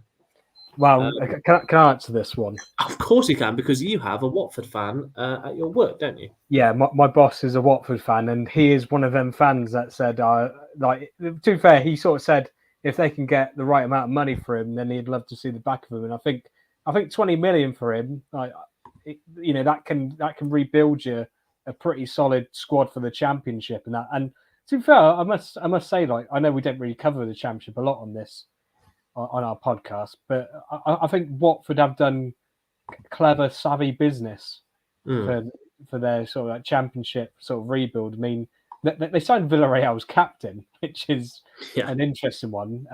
I think Hamza Chowdhury is a very good player. Yeah, I think he's very good as well for the Championship. Obviously, Keenan Davis proved last season with his spell at Nottingham Forest that he's a very good striker for the Championship as well. And if they can keep someone like João Pedro, I think he can link off well with him. And obviously, if they keep Sarr as well, then they can link off very well with Keenan Davis as well. So, like, Emmanuel Dennis is an interesting one because he had purple patches last season, didn't he? In the Prem, there's some weeks where he was like unplayable, but then he'd go anonymous for like 10 weeks and that, and he was playing for a team that got relegated last season. So do I rate him? I don't think he's £20 million rated good, but I suppose he might not be a bad player to have in the squad. But it's obviously interesting because what's that? That's £38 million Forest has spent on strikers this summer, and in both him and Awoniyi. And that, so obviously it's going to be interesting to see if Forest can fit both into the team at the same time, because you wouldn't think they'd drop Brian Johnson. I mean, I thought he played well at the weekend, Johnson. I think he was one of. Was it a goal? There must be a goal. Let's goal Rangers, and it is. Oh no, David De Gea. Oh no! Not Poppadom wrists. Oh dear! Oh no! Benitez. That is so shit. That's worse than the De Gea. That is maybe not. The conditions, I'll say it's not as bad, but it's not great. That is honking. That's a great wall, by the way. Oh, that's awful. That is awful. He's right behind it. He's not got his body behind not had to move. That is a lack of concentration. Oh, every single player in the wall turned around. That is terrible. Yeah. Well, there's a massive gap in the wall. I suppose. Yeah. I mean, I'm just trying to find a way to defend the keeper. If the wall was together, you can't, Chris. Try not to. To be fair, if that wall was together, then the ball doesn't. But then the keeper should be saving that. I think it was Lundstrom. I love how Lundstrom missed the rebound, even though it was in. Lundstrom kicked it onto the post. Just going back to Emmanuel Dennis, I did just Google about this, and apparently some Watford players openly celebrated the departure of Emmanuel Dennis. And Gasket has just said, I read more about dressing room dynamics regarding Dennis, but I guess can't look into the media. Ash, do you have any sort of opinions on the Emmanuel Dennis saga that we've stumbled upon in the last 3 minutes? Well, I was just thinking if Rob Edwards has a no dickhead policy at Watford, as we know all clubs do. I expect Nottingham Forest have one as well. To fair, I did see Ryan Lowe mention that in his interview with Preston North End as well. Another one, yeah. I don't say no knobheads. That was a poor Scouse accent, by the way. But yeah, I don't know about Emmanuel Dennis, to be honest. I have no opinion. He was quite good for Watford last season, but massively tailed off towards. Or he's good at the beginning, massively tailed off towards the end. So he's not worth 20. Well, in my opinion, he's not a £20 million striker. I agree with Chris, but I honestly don't know enough about him to really have a big opinion on him. Back on side. I'm back. Yeah, Emmanuel Dennis, the life and times. It's an interesting one, I think. Yeah, I just want to go back to Gasket's teams he picked for relegation. Yeah, let's go for that. Let's delve into that. So he's gone with two of the teams I went for in Bournemouth and Everton, and obviously he has gone for Fulham. I would like to know his thoughts why Fulham. I mean, I know we said this at the start, didn't we? When we done our predictions, if we would have gave our predictions the week before, I think all of us would have put Fulham in there. But we was actually quite impressed with how well they played against Liverpool. And to be fair, I think if you're a Fulham fan, I think you do take a point away at Molineux as well. I mean, it could have been free, probably should have been free. Obviously, Mitro missed a penalty and that, but I actually think that they actually got a bit more structure and organisation under Marco Silva, and I think they have learned from their past transfer failings. I mean, that's the one thing I do worry about Forest, is that they've sort of done the Fulham fail to transfer deal in that. But I think Fulham have signed the right players. That I've been very impressed by João Paulinho. I thought he was very good. He was very good against Liverpool. Even Andres Pereira, even he impressed me against Liverpool as well in that. But I think once Leno settles in, I think he has. All right, he did obviously get cast away at Arsenal, but I think he is still quite a good Premier League goalkeeper, especially for a team like Fulham as well. I think he can sort of do well there. But like I said, prediction this year's relegation is so tough. It's so tough, isn't it? It will probably change as the weeks go on, to be honest. Yeah. I'm going to put that. Oh, no, wait. No. Leave me to it. I'll just say on Fulham while you're doing whatever you're doing. I think that they did play well against Liverpool, and a point of Wolves is good, but I think they might struggle as the season goes on a bit, because they've got a bit of a thin squad. I worry about their centre-backs. I'm not overly convinced Diop is that great. And then behind that, I think they've got Tim Ream and maybe one other centre-back, which... Tosin Adebayor. Who is actually a good player, but it's really not a lot of depth for the Premier. If they get injuries, then they're going to have real problems. If Mitrovic, for example, gets injured, or another player's got a red card in him, they're in trouble. So I think they need to do more business in the market, but promising signs early doors. Very much so. Oh, who's going to go down? That's the thing. What's been happening in this Rangers PSV game? Yeah. Anything? I haven't really been watching. I was going to come on to your relegation prediction, Tang. Obviously, you said Brentford, but Brentford, they've started off quite well. Draw at Leicester. Obviously, and how did they do at the weekend?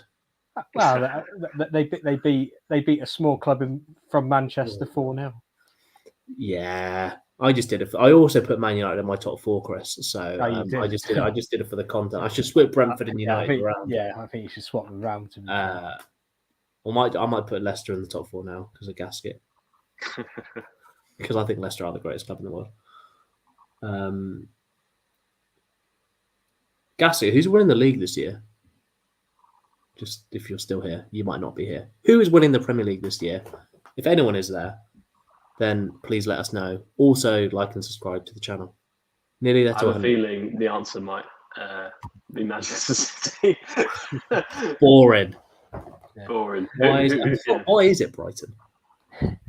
Speaking of Manchester City, do you see Erling Haaland only made 2 passes all game? One of them was touches or something, which is like the second least in the Premier League in a game. Yeah. To be fair, one of them was an assist. Yeah, which saved my fantasy football weekend. Yeah, and then the other one was like the second half kickoff. Yeah. Oh dear. But then like. I know I'm going to sound like I'm trying to defend him here, but like, to be fair, they pointed out on Match of the Day, like the sort of like runs he makes, like sort of creates like space for other players to go into. And obviously, like I know City won the title last season without playing with a striker, but obviously it adds like another dimension to City's game, which just makes them an even more terrifying sort of prospect this season. Absolutely. Ooh, chance. Good footwork here. Yeah, that number 28 very skillful for. Is he 28? I think he's 28 for PSV. Would be silly not to say Man City, I guess. Yeah, it was a boring question from me. I'm so sorry. Of course, it's going to be City. Yeah. Yeah. Terrifying prospect with Haaland. Yeah. Here's one for you then, Gasket. Who's finishing alongside City in the top 4? Oh, that's a difficult one, Chris. Oh, there's been a goal. There's been a goal. Ash just puts his hands up. Oh, what a header. It's a corner from PSV from the right. And who is that? Oh, that's a great header. I think that's the other. Is that the other centre back? Yeah, I think it is, Chris. Obispo. Is that Obispo? I think that is Obispo, yeah. It's a great header. Outswinging corner right on the 6-yard box. It is a great header. That is a great header, to be fair. No one is marking him. That's brilliant. Is that Connor Goldston again? For goodness sake. Yeah. He's backed into him as well. He's like turned his back away from him. It's a great header. It really is. 2-2. And it's live. I'll tell you what, this PSV kit, I don't know, I'm going to say it's the nicest red and white striped kit. There you go. That's my wild take for today. I like PSV's kit. But normally red and white striped kits are boring. Your Brentfords, etc. Yeah. I think the PSV one's nice. Could you repeat the question? Sorry, I missed it. Who's your top 4? If City are winning the league, who is your top 4?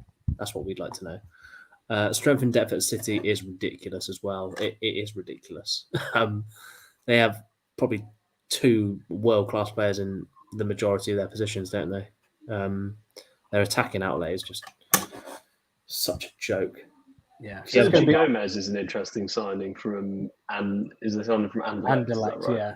So an odd one. Mm-hmm. I mean, maybe he's very good. It's not just because I don't know much about him. Doesn't mean it's an odd signing. But I reckon it must have been someone that Vincent Kompany said to and said, because obviously Kompany would have worked under him, wouldn't he? At Anderlecht, maybe Kompany would have said, "Take a look at this guy. He's actually someone that can fit into the system pretty well."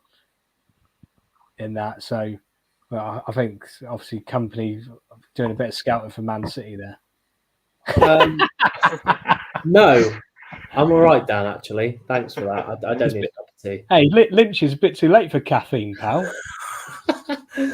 I don't want a cup of tea. Thanks. It's too hot for cups of tea at the minute. It's never too hot for a cup of tea. Shut up. It's not too. I can hear Dan and my housemate chatting, and they're obviously talking about me. That's why my ears are burning. I'm just happy they're watching the poll. It's always good to get. I saw it in my room, but no, I don't want a cup of tea. Oh, that's brilliant. That's brilliant. That is. It's a good laugh. It's a good laugh. Good banter. Good banter. Or banter. Oh, here we go. Oh, this is interesting. We've got top 4, boys. Chris, guess what the top 4 is from Gasket? Leicester City. I'm going to go with City, Liverpool, Tottenham, Chelsea. Okay, Barnes, what do you reckon? I reckon he's put City, Tottenham, Arsenal, Liverpool. Ash, you got it right, but not in the right order. It's City, Arsenal, Liverpool, Tottenham. That is interesting. That is interesting. But yeah, I mean, is that reactionary from the first 2 games of the season? Not at all. Don't get me wrong. Arsenal have started well, but I do think Liverpool will click at some point and sort of. I was saying earlier. As long as Jurgen Klopp can get rid of the witch, that apparently is cursing their club. I was watching the Monday Night Football yesterday for Liverpool Crystal Palace. For the first time in a long time, I thought Liverpool looked very average. They normally look quite scintillating, and they normally look, whenever they attack, they look good. And they're going to score. I thought yesterday they looked so average. Obviously, they played with 10 men for a lot of the game. Great save from the goalkeeper there. I thought good pass from PSG here. I thought Liverpool looked a bit. Oh, that's keepers out quickly. That's a good save from McLaughlin. Yeah, that's not Alan McGregor anymore. No. He must be about 45 years old. Yeah, I thought Liverpool didn't look good. I think Liverpool are going to miss Mane this year. I really do. Obviously, Diaz is great and Nunez is a nutter. But I think the Liverpool are going to miss Mane. Arsenal second, Ash. What do you reckon to that? It's not going to happen. I don't know what to say about that. That definitely won't happen. I would bet my... I'm not going to say that, actually. It won't happen. It won't happen. Go on. I would bet a lot of monies that Arsenal will not finish second in the table. I think they'll do well to get fourth, personally. Random question, but do any of you guys watch The Irish Guy? I have no. Yeah, I'm so sorry, Chris. He's one of them that obviously he's a football person. He does like really like stupid like things like, oh, if this doesn't happen, I'm going to do this.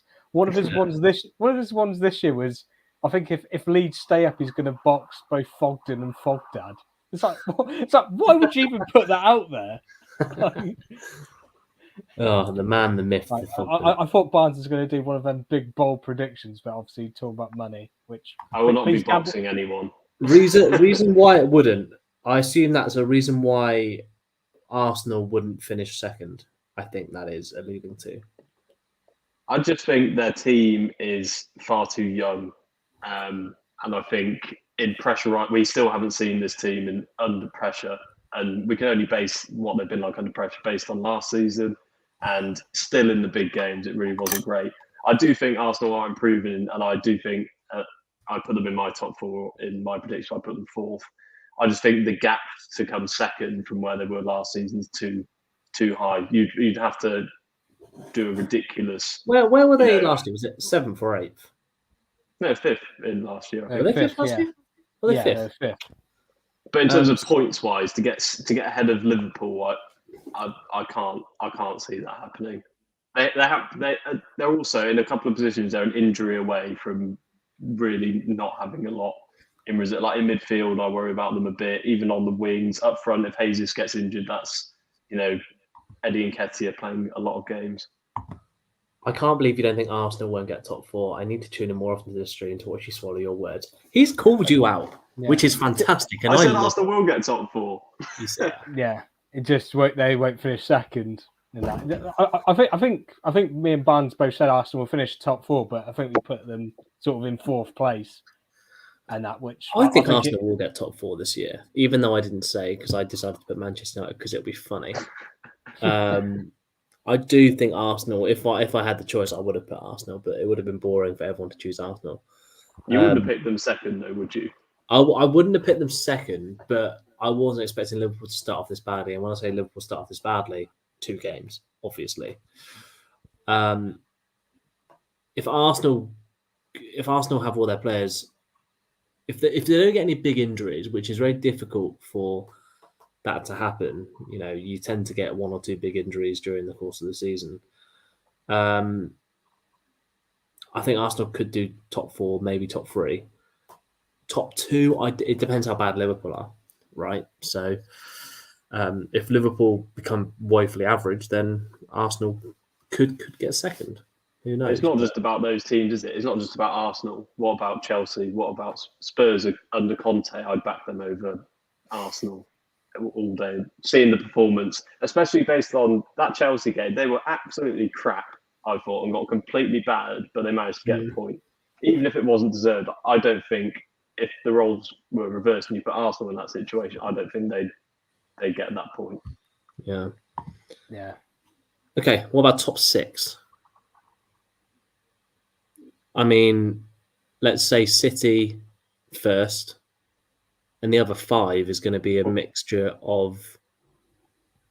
Well, we know 5, right? We're not saying Chelsea are that bad that they're not going to get in the top 6, are we? Chelsea, like that's the thing. Obviously, my top 4 prediction was City first, Liverpool second, Tottenham third, Arsenal fourth. Chelsea are going to be finishing 5th. Sorry, the 6th place team though. It's interesting because you've got United, you've got West Ham, you've got Leicester, Brighton, obviously.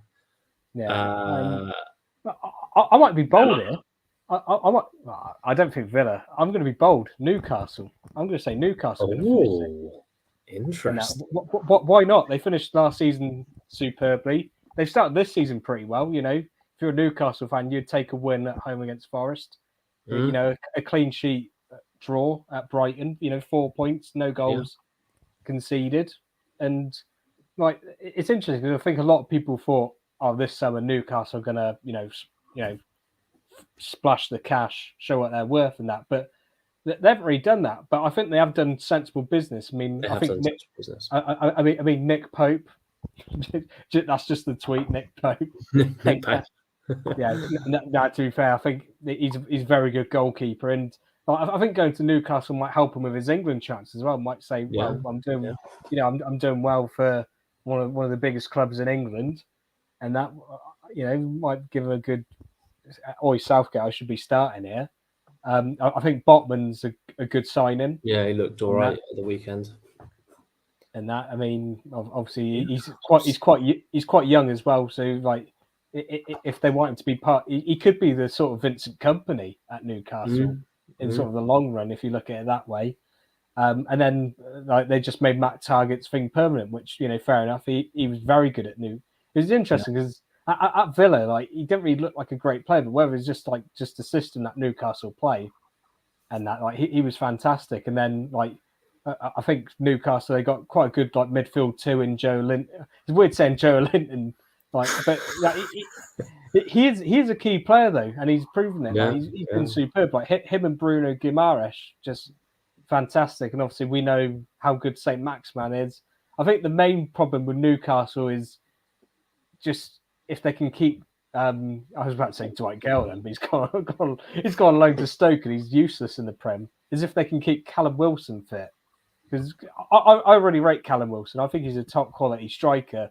It's just he's just not fit enough, and that if he was fit enough, he could easily score, 15, maybe even 20 Premier League goals a season. And then another thing with Newcastle as well is that.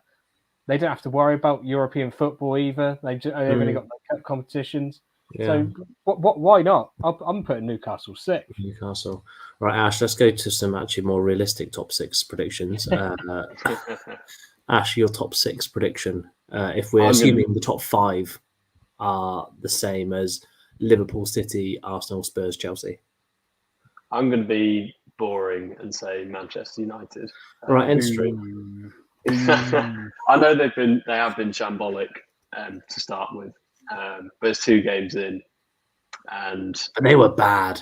I'm assuming that they're going to do business in the next few weeks that will improve. I think the longer Erik ten Hag gets on the training ground with the players, the better they will be. I think their closest challengers might be West Ham. I reckon they've got an excellent squad again this season. The one thing I'd say about them is they've obviously got Europe as well to sort of contend with. So that might stretch them a bit, and they've already got a bit of an injury crisis at the start of the season. I'll tell you what, a team that I am interested in. I don't know who are going to be, whether they're going to be crap or they might turn out quite good as Wolves. They've pretty much signed Matheus Nunes in midfield from Sporting, which is an incredible signing. He's been, a lot of the top six teams have been looking at Nunes, and he seems to be signing for Wolves. So you look at that like Neves, Moutinho, Nunes midfield. That's probably one of the best in the Premier League. They've definitely not got the firepower, but they've got good players in other positions. So I'm really interested to see how Wolves get on. £42 million deal for Nunes. They have started poorly though, and I'm not totally convinced about Bruno Lage, but it could be one of that. It could go either way. It could be very good, could be very bad. Gaskett's gone for West Ham in 6th and Chelsea 5th. As long as Zuma stays away from the cat, which is a very fair point that Gaskett makes. West Ham tight little squad, I think, this season. Yeah, I mean, they haven't had the best of starts, have they, West Ham? They've lost their first 2. But like Barnes said earlier, I think they were very unlucky against Nottingham Forest. Obviously, missed penalty. And I think they hit the underside of the bar twice. Something like that. Yeah, and then like you could even make a slight argument for the goal they had disallowed as well. That where was Antonio supposed to run? I thought that should have been allowed as well. I didn't actually see that, so I have no opinion. And it's basically one of them where Antonio's running and the defenders try to block him off, but Antonio's still running. Yeah. So obviously his momentum's just taking him in. Obviously the defender's fallen over and gone like that. It's like, well, you've tried to block him off in the first place. And that is one of them that's like 6 one way after dozen the other. And that, but obviously the ref gave it Forest's way. I really rate Antonio. I also rate Antonio. I think he's been fantastic. I mean, for what he's obviously a bit of like a very in the air. He's incredible for his height, and he's. I don't want to say he's unconventional, but he's not very conventional. He's not a conventional striker, so that makes him unconventional. But I feel. Would he be as good in another team? I'm not sure. It's one of those unknown things, but I think Antonio's been a very good servant to West Ham, and he's been a good servant to my fantasy football teams. Yeah, he is a brilliant player. I mean, he's versatile as well. I mean, all right, he's playing a lot more up front nowadays, but I remember back in the days where West Ham were playing a right back, and there's playing. Well, I mean, he was predominantly a winger back in his younger days, weren't he? But I think it was David Moyes' first spell that he sort of converted him into a bit more of a striker, just because he's got that pace that he can get in behind teams and that. And not only that, he's a workhorse. He's one of them that he hates to play against as a defender because he'll just pester you all game. And really that. will. So, yeah, I mean, it's going to be interesting to see if they can sort of, because when they have brought on their new striker, that Gianluca Scamacca. They brought him on as a straight swap for Antonio. Be interested to see if David Moyes can sort of get them sort of playing together and that. And I've just seen that it's full time. 2-2. I have not watched any of this game in the second half. I'm being perfectly honest, but full time. Who's happier out of the two, Rangers or PSV, lads? I'd say PSV. I think Rude would be happy with that. Rude will be happy with that. Do you feel in the future more and more money will be pumped into the American leagues, and will it attract more and more big names? It seems to be getting bigger every year. I mean, we could do a whole deep dive into the MLS. I think we should do a deep dive into the MLS. I'm putting out there. Listeners. I mean, we'll do that for America. I think we should do that at some point. I think that'd be a really interesting thing that we should do. But my initial thinking is yes. They've done it for F1. They'll do it for football. I think Gasket will definitely do that next time because the Rangers game has finished. We've been live for a couple of hours, which is crazy, and I need to go eat some food. Yeah, I need a shower. Yeah, it's bloody hot as well. So, yeah, that's been fun. Our first ever watch along. Do you enjoy that, lads? I did. Thank you, Gasket, for your Gasket. questions. Yeah, some fantastic questions. Some good questions. Gasket. I enjoyed reminiscing about Leicester's. I wasn't expecting that today. Yeah, nor was I, but genuinely enjoyed that. We will look at the MLS and see what the impact of money could be, because I think that'd be actually quite an interesting topic, because David Beckham's investment in Inter Miami and things like that, that'd be an interesting one to delve into. But thank you for everyone who has dropped by, especially Gasket. Gasket, if you haven't subscribed, please do. That'd be great. And so, when we go live next time, he says, nice one, take care, cheers, lads. No, thank you. You take care as well, Gasket. Yeah. You cheers, lads. Yeah, nice one to yourself. Nice one to yourself. Some very good points and some great questions. So thank you. Good old boy. But yeah, please, if you liked what we've been doing today, he's also catch you soon. Pray for Arsenal for second. I will be. I'm praying Arsenal for first. Why not? Yeah. I can't wait for you to rub it in Ash's face, Gasket. Yeah, that'd be good, wouldn't it? Yes. I'm not worried. That would be good. Right. Okay. Thank you very much for everyone that has tuned in. Please be sure to like and subscribe. Ring that bell as well. We are nearly at 100 subscribers. We've got a couple of subs actually in that. So we're on, I think, 85 or something out of 100, which is great. So it's waving goodbye from me and from Chris and from Ash. See you all very soon. Goodbye.